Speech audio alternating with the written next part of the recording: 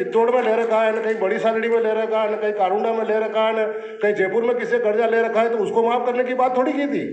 तो इसलिए जो मैंने वादा किया था वो वादा हमने पूरा कर दिया, इसमें कोई दो राय नहीं है। इस प्रकार से भ्रामक करके लोगों को बेगाने का काम कर रहे हैं। हमने जितना वादा किया था किसानों से कि हम ऋण माफ करेंगे 10 दिन के अंदर, तो माननीय मुख्यमंत्री महोदय ने 48 घंटे के अंदर साइन करके किसान को निश्चितता की नींद सोने के लिए उत्साहित किया कि हमने आपका कर्जा माफ कर दिया है। अब चाहे कितने भी लोग कोई भारतीय जनता पार्टी चुनाव को देख करके आरोप प्रत्यारोप लगाती रहे, लेकिन उससे कोई फर्क पड़ने वाला नहीं है।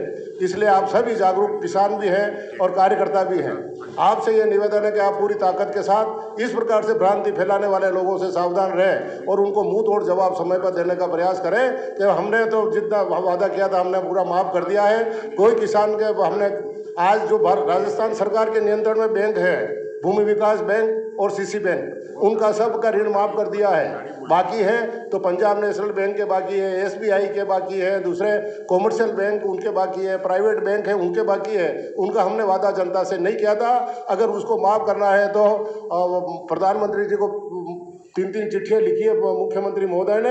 अगर सेटलमेंट के वन टाइम सेटलमेंट की कोई स्कीम लाएंगे तो उन किसानों ने जिन्होंने दूसरे बैंकों से ऋण ले रखा है, सेटलमेंट में जो पाती आएगा किसानों के वो राजस्थान सरकार जमा कराने के लिए तैयार है। लेकिन ये काम भारतीय जनता पार्टी की जो केंद्र की सरकार है उसको जाके करना चाहिए, जब भी किसानों का संपूर्ण कर्जा माफ हो पाएगा।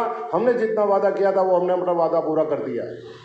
इसलिए चुनाव देख करके इस प्रकार के मुद्दे बना रहे हैं। चुनाव देख करके एक मुद्दा, क्योंकि निम्बाड़ा और छोटी सादड़ी चाहे जिले अलग अलग हो गए हों, लेकिन विधानसभा एक ही है और पंचायत समितियाँ दोनों मिली हुई है।